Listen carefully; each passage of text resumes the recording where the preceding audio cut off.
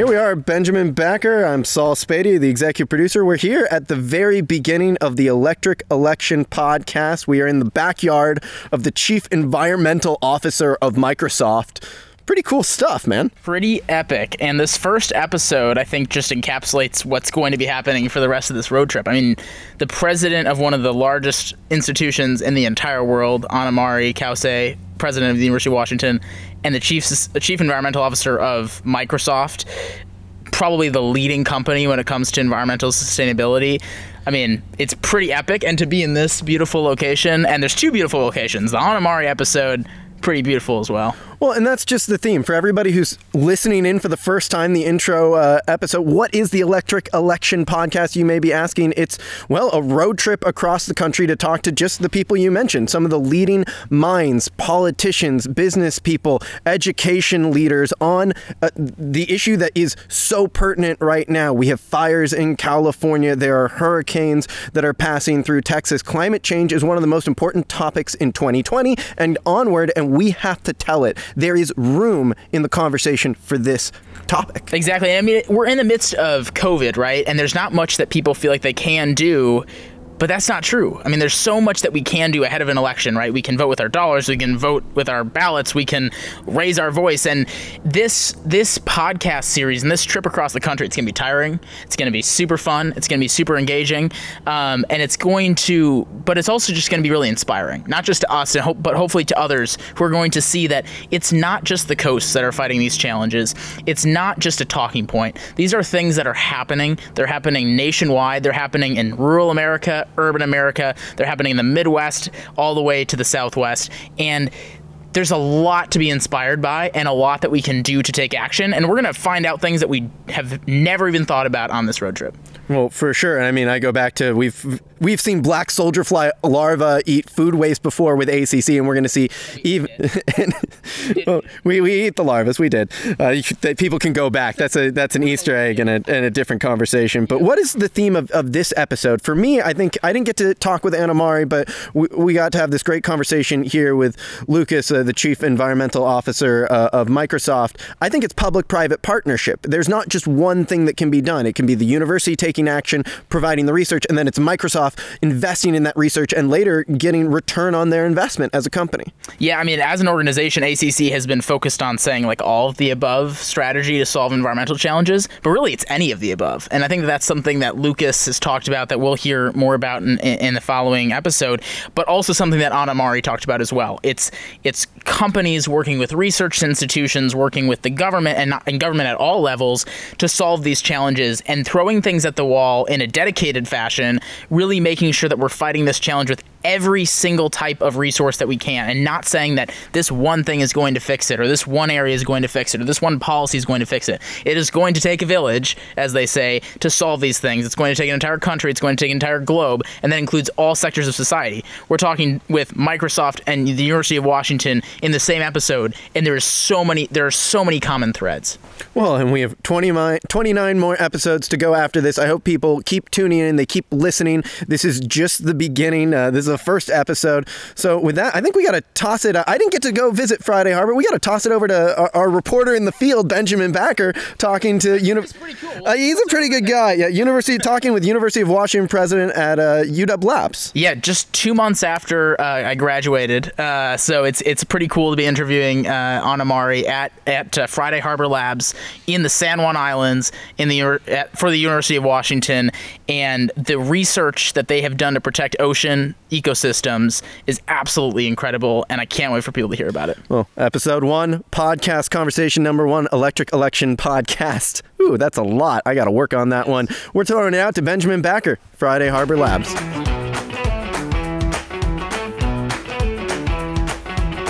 Welcome to the beautiful San Juan Islands, where we will be debuting the first episode of the ElectricElection road trip, a 45-day road trip around the United States to showcase how markets and innovation and bipartisan leadership can solve environmental challenges. I'm just so happy to be joined with Anamari who has become a friend of mine and is the president of my new alma mater, the University of Washington. Go Dogs. Go Dogs. I know, I didn't wear my Husky stuff. It's okay. But I think it's pretty fitting that you are. Well, it's just a pleasure to be here. I mean, you can't be unhappy when you're sitting in this beautiful location, and you've spent a lot of time up here during the summer, but for a lot of our viewers, they're going to be outside of the state of Washington, and this will be their first time meeting you and hearing your story. I would just love for you to kind of give a quick introduction and background on who you are, where you came from, and all of that. Yeah, well, my name is Cauce, and I work with kids, and so I go Anamari, rhymes with calamari, and Cauce, what does a cow say? I've been called Dr. Moo, and that works too. I was born in Havana, Cuba, which is a very beautiful place that I was able to visit a few years ago. Very, very wonderful in terms of very different, but also an island. So I feel like, you know, I belong on an island. We immigrated to Miami. We didn't immigrate, we actually were refugees, to Miami, Florida, which is where I grew up. And then I did my graduate work at Yale University. I did my undergraduate at University of Miami. I lived at home. And you know, and one thing that was really interesting for me is that now I go back to Miami and I go to the Everglades and I see so much natural beauty there, but I think growing up there, you grew up kind of in air conditioning.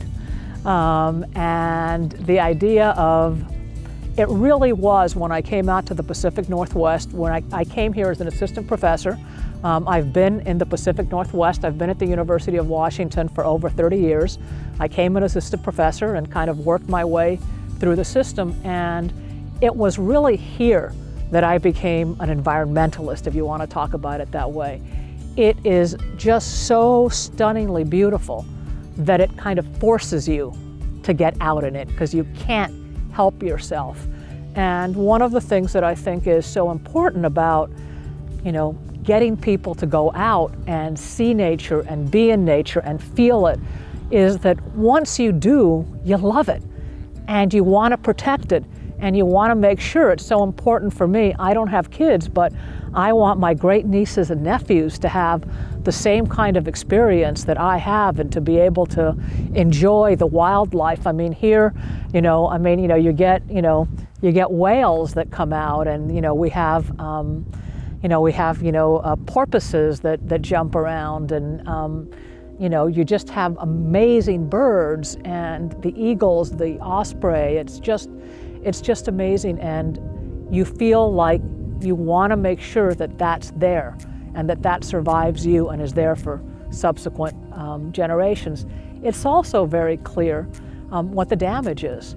When I first started coming here fairly regularly about 10 years ago, and we had so many more starfish, these beautiful, big, purple ochre starfish, and ocean acidification and warming.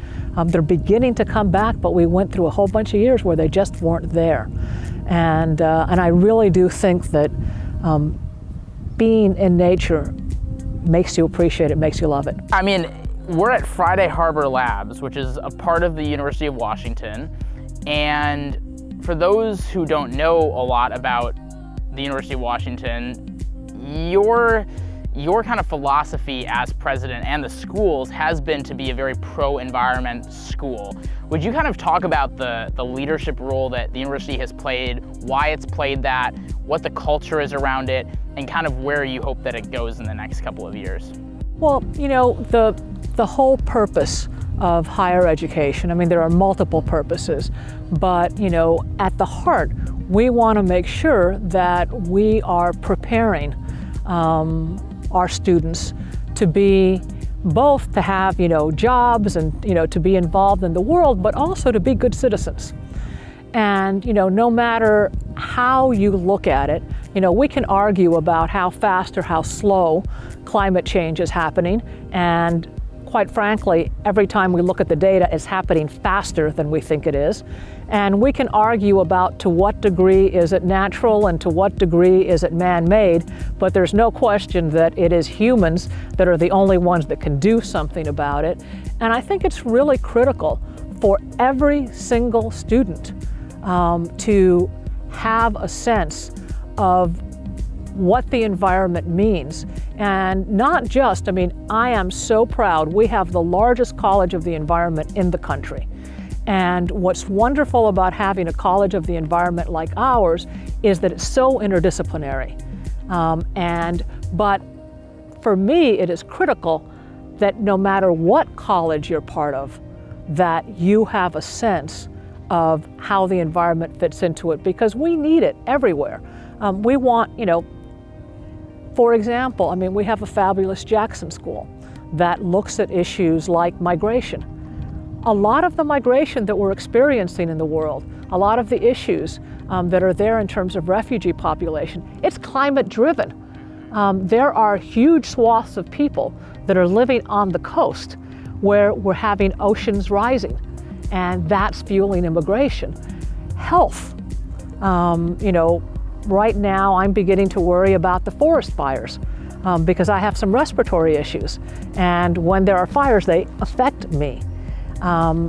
Climate is so important in so many different ways, and I feel that as a university, it is really important that every single one of our students is involved. One of the other missions of the university is, of course, research. And there is so much work that's to be done. Obviously, in the College of the Environment, where we're studying things like ocean acidification, we're studying the deep. I mean, we're just beginning to learn about the deep ocean. Yeah. I mean, there are parts of this world that we have not discovered. But also, what we're doing, for example, in engineering, looking at photovoltaics and trying to really develop new sources of clean energy. That's going to be really important in terms of business. Our business school has an environmental challenge every year. That, again, in terms of research, it's not just, as important as it is in terms of oceanography, as important as it is in terms of environmental affairs. Every part of this university is touched by it. And then lastly, our public mission. The public mission is partly to preserve this, to make sure that future generations can experience what we're experiencing, because it is so critical to us, not just in the Pacific Northwest, but around the world. Yeah, I mean, universities have a larger impact on the environment than I think a lot of people think. Like you said, the University of Washington is basically a city of its own. It's almost the same size as the city I grew up in when I was a child, and there is an obligation to protect it, not just for the university, but to the extent that the university reaches, which is every alumni's job and place of work that they end up going on to. And if you instill that culture while they're there at the university for 4 years, you're creating a culture that not just is at the university, in the bounds of the university, it's all over the country and all over the globe. And that's just something that's incredibly powerful. I mean, even when I think back to my time at the university, just noticing that there were composting, recycling, and trash bins all over campus, that it was very obvious what you should put in where, and that you had classes in the business school that weren't even environmentally focused, that constantly talked about environmental sustainability, and that environmental classes were at the core of kind of what you had to do to graduate. You had to take 4 natural world credits. Well, a lot of those credits are 4 natural world classes. A lot of those classes were environmental classes, and the amount of opportunity that there was just incredibly endless. There's also a lot of science and research that gets done in these schools. Can you talk a little bit about the amazing climate research that's done with the Atmospheric Science Department at UW? I mean, it has been at the cutting edge. Oh, absolutely, and they've been key to, for example, the fact that we have sensors on the ocean floor and that we can understand. Because what's interesting is that there's this yin and yang between climate and also weather, and we need to climate is changing weather. But weather is, what's happening in the short term, but that affects, it's changing because of the long term. And we have a wonderful climate impacts group that is very, very multidisciplinary. And one of the things that I love about this group and about the College of the Environment in general is that they also worry about, and they also focus on, how do you communicate? So for example, hurricanes, and I grew up in hurricane, and it used to be that, you'd have the straight line, and this is where the hurricane's going. And, now we understand, hey, there's a lot more uncertainty, and you have that cone of uncertainty. And people are beginning to understand that. And that is so critical, because if you tell them it's going here and it doesn't go here, they stop believing you. Yeah. And so they worry about how do you communicate your work to the public. And they also are very, very concerned. Our College of the Environment, almost any time you go to DC and, you'll see someone from the college, at some legislator's office, talking about why this is important or why that's important. Again, our decisions matter. When we decided that we were changing our fleet of cars to go electric, and what's so important about that is our students who rent our cars, they get used to driving electric cars. Yep. And that matters in terms of then the changes that they make. I mean, the age of our typical undergraduates, and of course, we serve, we have, many returning students as well that are coming later in life, but at that point, you're making changes. You're building habits that are going to be there for your whole life. Yeah, and I think there are two really important things that I took away from the tour this morning, and the first was kind of how here at the labs, they're studying marine life to apply it to humans. And so they're studying like the brains of these fish and wildlife that you wouldn't otherwise assume could be connected with humanity. And then they're tying it to the human body and the human brain. And they're being able to draw real conclusions that won Nobel Prizes around that. That is incredible. And the second part that was really incredible was the ocean acidification and the temperature change that's affecting the sea life here. And I think for those who maybe are on the edge of believing that climate change is a threat or not, and to your point, it doesn't really matter how bad or slow it is, or how slow or fast it's going. Here in the ocean, a small change in temperature can make the complete difference between life and death for some of these wildlife. And so even if climate change is happening slowly under that hypothetical, it still is having an immense impact on the ocean wildlife that we rely on for economic benefit and well-being, as well as, of course, the ecological side of things. What have you found to be super thought-provoking in the terms of the ocean acidification science that they've been able to do here, and what they've learned around these small differences in temperature making a huge impact? And how does that play into the way that the UW looks at climate change? Well, I think that, one of the things that sometimes happens is that, and I think it's one of the ways in which we kind of shift blame or hold ourselves not accountable, is that we say, how can I possibly make a difference? This is something huge. And so how does it make a difference if I recycle or not? This is such a big problem, and you throw your hands up and say, I can't do anything. But the truth is that 1 degree, 2 degrees makes absolutely makes a huge difference. And what we do on a daily basis actually can make that kind of effect. And, and like I say, you see it here. Because, like I say, since I've been here, I've noticed the difference in terms of starfish. The fact that, there's many less orcas than used to be here. And partly it's about the fish, and it's about how warm the water has become. Right. On the other hand, there are more humpbacks that normally aren't here. And that's not necessarily a good thing.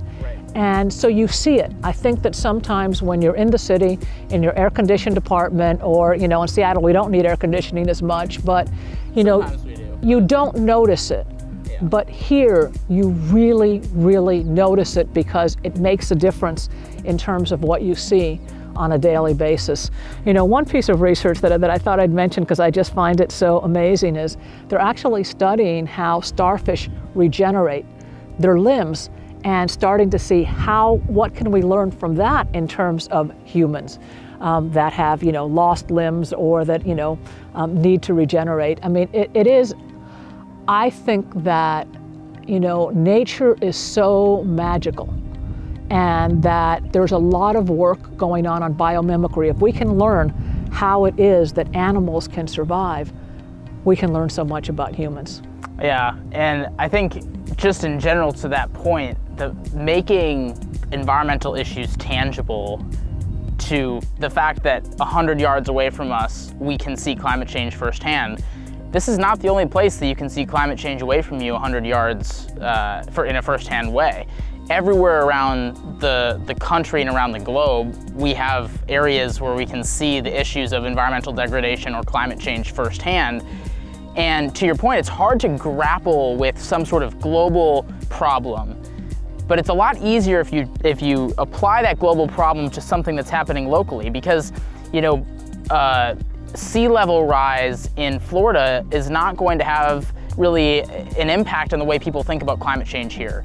But the way that ocean acidification is harming marine life, which is harming the local economy, that is tangible. And you can care about climate change or not even believe in it, and still have the same conclusion of, okay, we've got to do something about this. Well, one of the false dichotomies that I think sometimes you see, and that's part of why it's so important to make sure that, again, essential workers, that are in communities like this, folks living in rural environments that sometimes, kind of see folks like you and me as, we come up on our Birkenstocks and tell them what to do. But is that, sometimes there's this false dichotomy between, is it about jobs or is it about the environment? And in the long run, if you degrade the environment, the jobs are going to go away. And so you have to not just think about yourself at this moment, but think about your children, think about your grandchildren. Think about, it's not a question of a forest to hike in or a working forest. We need to be able to find ways. That's part of what I really appreciate so much about the work that you're doing, Benji, is really trying to build these bipartisan coalitions. Because, like I say, it's not about jobs versus the environment. It's got to be about both, and how do we put those together? And when you think about the kind of jobs that you can create in terms of green jobs, in terms of, like I say, some of the work that's going on at the university in terms of photovoltaic and green energy. It's not about one or the other. It's got to be about both if you're going to do it in a way that's sustainable. Yeah, and I really like the point you made about it doesn't have to be black or white. Like it's not, you can't have these false dichotomies, not just in terms of economics and the environment, but also government versus business. You need to have the government be a part of the equation, but you also need to have business. And I think one of the problems with, obviously, there's a lot of problems with the extremes on both sides, but you have a problem with one of the extremes saying that we only can rely on government to solve this. And the reality is the University of Washington and the companies around Seattle are proving that that doesn't have to be the case, that the government does have a role in this 100%, but that there is this kind of wide swath of support that you need to solve a problem, and that a company like Microsoft or a university like the University of Washington can solve the problems in their communities or caused by their communities much quicker than anything else. There's no question. Again, I do, I believe in governmental regulation, and I think that there definitely is a role for government in all this, but there also is a role for industry. We need jobs. Let's face it. People need to be able to work, but at the same time, and so, when you get industries like Microsoft thinking about things like their packaging and how can you do that better, when they think about their own production lines, right now, I was very lucky. I was invited to go to Davos this year, and the environment was right in the middle, and all these companies that are making very real environmental pledges. And, we're going to hold them accountable. Yeah. And I really know that the University of Washington will be at the forefront of this going forward. And that's one of the reasons that we wanted to highlight you and the leadership of the University of Washington at the start of this 45-day road trip, is because we're going to be going around the country showing that it's not just in Seattle or San Francisco or New York City where people often think of the environmentalists living, where these things are happening. It's also happening in South Dakota, and it's happening in Texas, and it's happening in Louisiana. It's happening in different parts of the country where environmental protection is being at the forefront of business, government, policy, universities, and there is so much inspiration to be seen in that. And there's also that whole point of that all these different forces need to work together and overlap. And that's the highlight, that's going to be highlighted on this 45-day road trip. So as a recent conservative UW grad who was able to foster my kind of thought process around this at the University of Washington, what tips and advice do you have as we are about to embark on this 45-day journey? Well, you know, first of all, I'm incredibly jealous, and you know, and it's going to be incredibly cool. I mean, you know, one of the ironies in all this is that actually climate change is having less of an impact in the Pacific Northwest than in other areas, and so you know, all that we're seeing here is magnified in other parts of the country. You know, I think that probably the most important thing I'd say is listen. And listen with an open mind and an open heart. I honestly believe that the vast majority of people want to do the right thing, and if we can learn how to make that easy for them, you know, I'm a psychologist, and people will make changes if it's easy. When there are good hybrid cars and good electric cars, people will make those changes. When you know, for example, you know, Europe was at the cutting edge of this when, you know, you turn on the lights and it turns itself off if you don't have the card in it. It makes it easy. When you have, you know, bins where you can recycle as opposed to having to carry something around with you for miles. So, you know, listen, see what is getting in the way. You know, I don't think there's anyone who's out there saying, you know, I want to make the environment worse. So listen to them. What's getting in the way from them making a difference? I remember when I went to elementary school when I was younger, every single day my dad would say, ask a lot of questions because that's how you learn. And he would say that every single day before I went. And this road trip is about asking people questions in communities that I don't have a history in to better understand what they're going through, also what they're doing about the issues, but what they're going through as it pertains to these things. Because we need to do more listening. And we don't do enough of that. It's always, you know, my opinion is this and my opinion is that, and I'm guilty of it. But we have to do better, and especially on these issues, the environment is a long-winded problem. This isn't going away anytime soon. You know, COVID could be gone in 3 or 4 years. Some of these problems could be gone, you know, in a couple of months. The environment and its problems are not going away anytime soon. And if we want to protect the environment, we're going to have to work with Nebraska and Colorado and Texas, and we're going to have to work with China and India, and you know, we're going to have to work with everyone because it's a global problem. It's a human problem, and it's a wildlife and moral problem. And that's what the beauty is of what's happening here at Friday Harbor Labs and why we wanted to showcase it. Well, you know, if COVID has taught us anything, it's how interconnected we all are. Your life is literally in my hands or in my breath, as is mine. And so I really do think that most people really do want to do the right thing. Who doesn't want a world like this, you know, for their children and grandchildren? But again, so trying to understand, you know, what gets in the way from doing that, and also understand the way in which the environment fits in with everything else, including all the social justice causes that are out there, because we do practice a lot of environmental racism. I mean, you know, where we're polluting and where we're not. So, you know, like I say, you know, coming in with an open mind, an open heart, and realizing that, you know, you're there to learn as much as I hope that you're there to teach and inspire as well. Well, thank you. And I mean, your leadership on this has been incredible. I cannot say thank you enough for the time that I spent at UW. I mean, I'm an alumni and I'll always be part of the UW family, but the amount that I learned and was able to grow because of people like you supporting me through that effort, as somebody who maybe disagreed on other policies, it didn't matter at UW. We had a campus of open dialogue and open thought and respectful thought, and I learned a lot, and I think others did as well.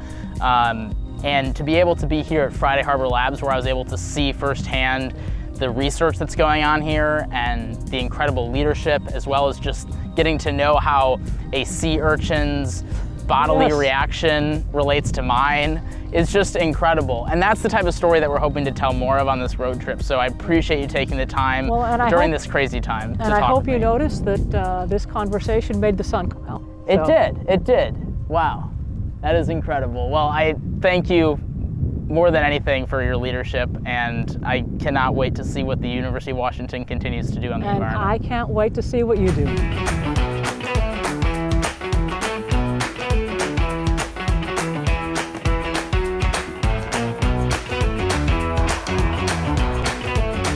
Welcome back to the ElectricElection road trip and podcast. Of course, we are outdoors as always. Really excited to be here. I'm your executive producer, Saul Spady, alongside our host, Benjamin Backer. We are in the backyard of the chief environmental officer for Microsoft, Joppa. This is where all the big ideas are. This is where the world is being changed.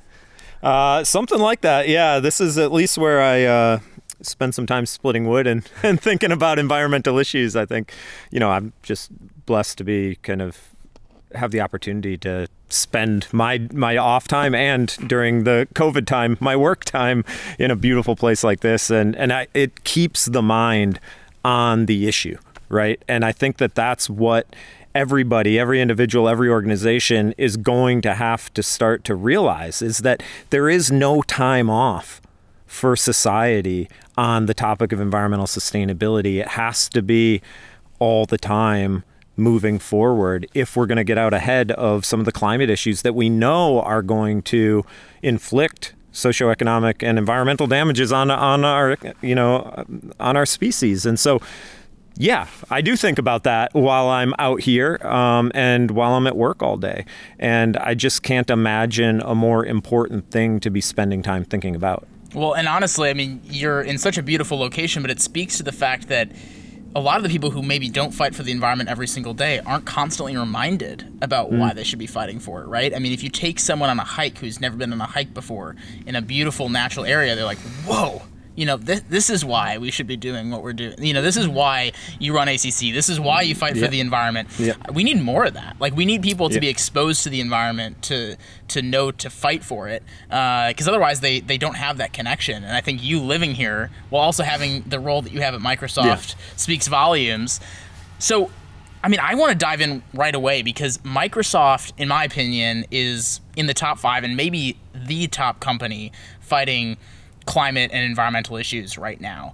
For those who are following along for this podcast and hearing about Microsoft's sustainability and environmental efforts for the first time, can you just give, I mean, there's so much you guys are working on, but can you give kind of the high-level overview of where Microsoft has been and where it is right now on these sorts of efforts? Sure. I mean, Microsoft's cared about and invested in environmental sustainability for well over a decade.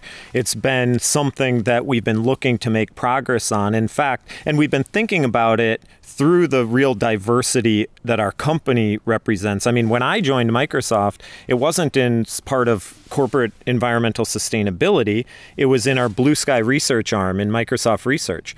But my job was to lead research programs at the intersection of environmental and computer science, to be thinking 30 to 50 years ahead about the intersection of computing and sustainability, and to be thinking about what Microsoft should be doing, how we should prepare ourselves for that, and how we can help prepare society for what society is going to need to do.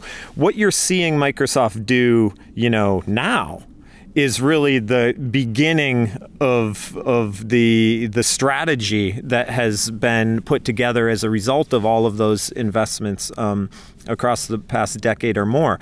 And so we're focusing on the 4 key areas that we think really represent the key issues that society has to deal with: carbon, water, waste, and then ecosystems and the biodiversity, the species that make up those ecosystems.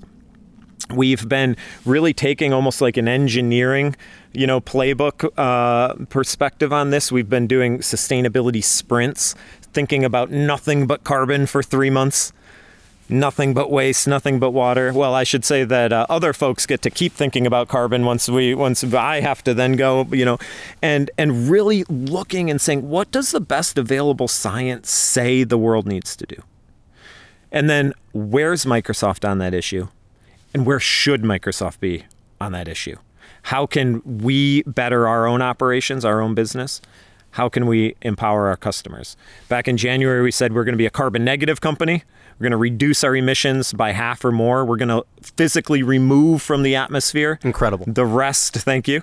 The rest of the emissions that we may have for that year. And then we said we're not going to be, net zero or neutral. We're going to be negative. So what does negative mean for us? And what negative means for us is that we're going to go back in time since we were founded in 1975 and remove all of the carbon that we're associated with emitting since our founding. And I think, yes, the world needs to transition to a net zero carbon economy by 2050. That's what the best available science says. Even the economic science, the dismal science says that, right? And so true to form, they don't have a lot of good news for us other than what we need to do. But some companies that have more need to do more. Because not every organization, not every sector is going to be able to transition as rapidly, right? And so people ask, why Microsoft? Why the ambition? And first, it's because it's what every individual and organization is going to have to do. We've got to zero out our and balance out our carbon books. 2, some companies that can do more should do more. So that's carbon. Then we moved on to waste. We said we're going to be a zero waste company by 2030. We're about to issue our updated water goals that will follow in line with the structure of that. And then, of course, right before Earth Day, we announced that not only are we going to protect more land than we use, but we're also going to put into work what Microsoft does best, which is cloud scale technology. And we're going to build what we're calling a planetary computing platform. So bringing together all of the world's environmental data and technology to help people accelerate building solutions in this space. I'd love to jump in on that because I think one thing that really has inspired me that you talk about and such a perfect match for Microsoft is you say there's no such thing as, a technology that's too out there that we can't pursue and look into. It's one of the things that inspires me about Benji and ACC. We've, looked at black soldier fly larvas that eat waste. We've visited, waste energy management plants. What are some of the technologies that, in a simple term, that you're excited about, that you're investing in, that Microsoft is leading the way on, that, kind of for people around the country who aren't aware, they can be excited that there's real change happening, and it's not being driven at a government level. It's being driven right here in Redmond, Washington, in North Bend, Washington. Yeah. Well, look, there's a million things, quite frankly, that we could talk about. And let me just preface all this by saying that for the past 10, 20 years, there's been debates in the environment and climate community about which are the solutions we should be investing in. Well, not a lot happened besides debate. And because of that, we're now at a time when there is no debate about which solution we should be investing in. The only answer that we can pursue is all of them. All of them. Yeah. You're into renewable energy? Great. Yep. Go invest in that. Yeah. You're interested in soil carbon sequestration? Awesome. That represents one of the biggest nature-based solutions to suck, carbon out of the atmosphere. You want to plant trees? You should plant trees. You want to pay people not to cut trees down? You should do that. We have to do all of these. Oh, and you're interested in machines? You're an engineer, and you want to do things that 20 years ago we said would never be possible, like build machines that can suck carbon out of the air and inject it into geological formations to sequester it for millennia through direct air capture techniques. We need that as well. We definitely need that. And so we're investing in all of that and more, and we're doing that actually in 2 ways.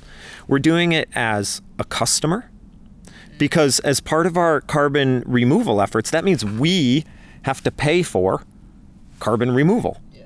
And so we're stimulating the market. And we just issued actually the largest carbon removal RFP, to start to mature the market here. We called for 1 million metric tons of carbon removal by 2030. Who knows if our projections will hit our projections, but if we do, we'll be looking at needing something like 6 million metric tons a year of carbon removal that we need to procure. So, we're not we don't represent all of the potential buying power in the world, but we're early, powerful buying potential. We're also an investor. Because back in January, we announced a $1 billion climate innovation fund that's investing in carbon reduction and removal technologies.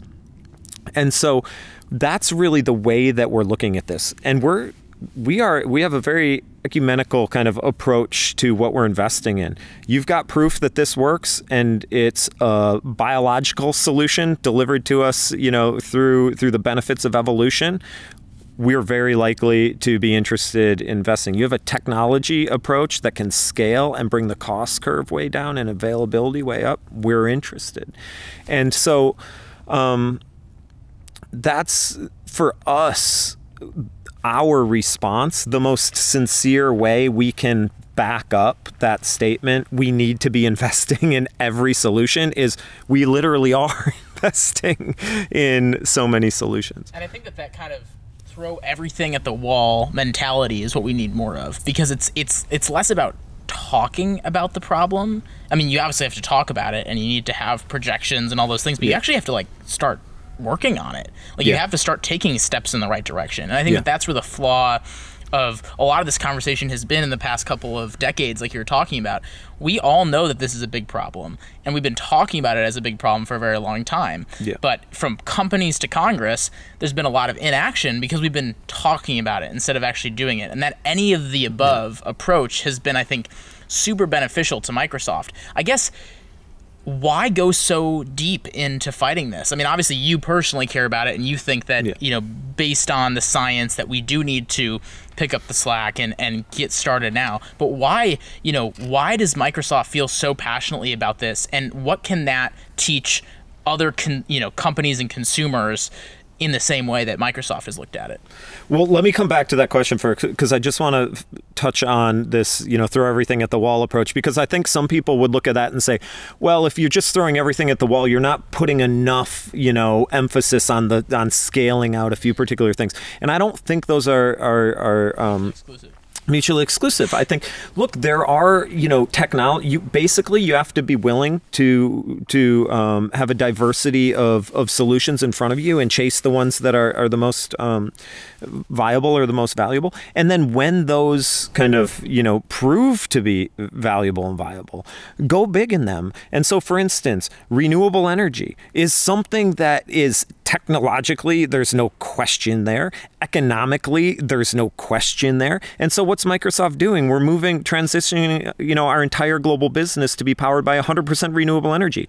Electric vehicles, there's still a lot of technology innovation that needs to happen there, but we're at a point where we could commit, and we did, to... We could take a Tesla X around the whole entire country. You could have conversations everywhere. It's not just on the coast. And I mean, it's in your story, right? You started out at a university as a PhD, and I think one of the most powerful quotes I read from you is kind of that statement of the investment, the return on investment for you to go work at a private company like Microsoft. You've seen it, tenfold. It's what's so exciting, because we just talked to Anna Mari, the president of UW, and she believes we need you here, working on this as a private company, as an impassioned individual. Yeah, and I think that, your question about why Microsoft, your question about why you and your career, those are the same, I think. I think I, as an individual, Microsoft as an organization, are both convinced that, for Microsoft to do well, we need the world to do well. I'm convinced, for me and my family and my future generations, for them to do well, for us to do well, and my family to do well, we need the world to do well. And I just don't think there's any question that if we don't seriously address climate issues, the world's going to do well. It's not. And so why wouldn't you invest in this space? I think that, from a Microsoft perspective, I don't like to spend too much time, being obsessed with the stock market and, market capitalization and all of these things. But one of the things that's most interesting about, the market, and independent of me working at Microsoft, is if you look over the decades, right? You've seen this incredible turnover in the top 10 companies by market capitalization. There's only been one constant, and that's Microsoft. Why is that? It's because Microsoft has a business model that understands that for Microsoft to do well, the world needs to do well. For Microsoft to do well, its customers need to do well. Its partners need to do well. That when a dollar comes into Microsoft, $10 need to come into the greater ecosystem. We're convinced that climate represents a threat to that business model. It represents a threat to the world that we want to operate in. And so we're going to go out and try to get out ahead of it. We also see an opportunity here, not just to help the world solve a problem, but to do it in a way that's hyper efficient economically and technologically, because we know that digitization, data and compute on kind of a digital substrate is the most transformative technology, outside of the Industrial Revolution. And when you think about what we're talking about when it comes to climate, you're talking about the world's natural resources. You're talking about the foundations of our modern economy.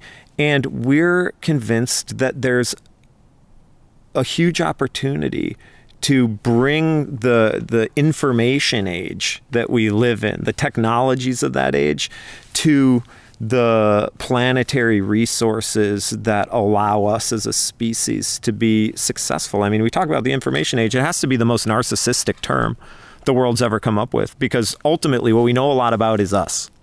We still are flying blind in large respect to how the world works and what we share, our lives with on this planet. And we do that to our own detriment. I would just say, I look at the world, there's kind of one Mark Twain quote that really kind of highlights everything for me, and it actually wasn't his quote. It was a school kid's quote that he included in one of his essays, but it says, climate is what you expect, weather is what you get, right? And as our climate systems destabilize, that isn't true anymore. But that simple phrase, climate is what you expect, weather is what you get, that has determined human progress and human prosperity since time immemorial. You could plan for your crops. You could plan for your house. You could plan for your urban areas. And from that, markets sprang. And as the destabilization begins, that decouples that simple quote from that kid in Mark Twain's essay. And that's scary if you're a corporate citizen. It should be scary if you're a citizen of any country region on Earth. So we got about 4 minutes left here, so I want to jump in with one last question, and then Benji, you got to wrap it up. But for me, many people globally won't understand this, but my family locally has an old business. It's all about legacy and consistency. It's this fast food restaurant, Dick's Drive-In. I mean, I hear that so much, and kind of why you've found your way to Microsoft and why it's such a perfect match. They have a legacy and a consistency of investing in the environment, and you're just taking it to the next level. How much... I mean, is that really just it? As long as you put, the investment in, if you focus on, make a profit, take care of your employees, and then take care of your environment, you'll succeed, and you'll be, a Fortune 2 forever, right? Fortune, yeah. Well, that was the most shade anyone's thrown at me. I was like, Fortune 2? Let's do this podcast again tomorrow and see where we are. But I'll say Fortune 1. Yeah, thanks. Yeah, I'll answer Benji's question. What do you want to ask? Everything Saul asked, but Fortune 1. So look, I think that, I mentioned Microsoft's business model before. If you are just here to make $1 today, you can ignore the environment. If you're here to make $1 tomorrow, then you have to start thinking about it. If you're 3 days, then you have to start thinking about it more. Microsoft is a company that's been around. I mean, from a tech perspective, Microsoft's been around for a geological age, right? I think, but it's done that from having a strong Horizon 1, 2, 3 planning cycle, right? Like, we think about next quarter, we think about next year, we think about 10 years. And so, you can talk about legacy. Sometimes I think people I don't like to use the word legacy because I think it means it gets a little too close to like morals or ethics or kind of a desire, you know.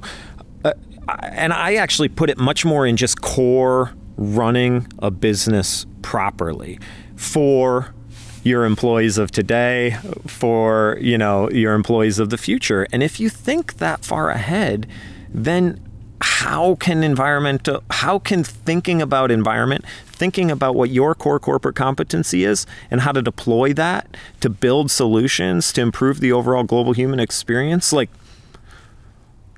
I don't understand how you end up at an alternative viewpoint.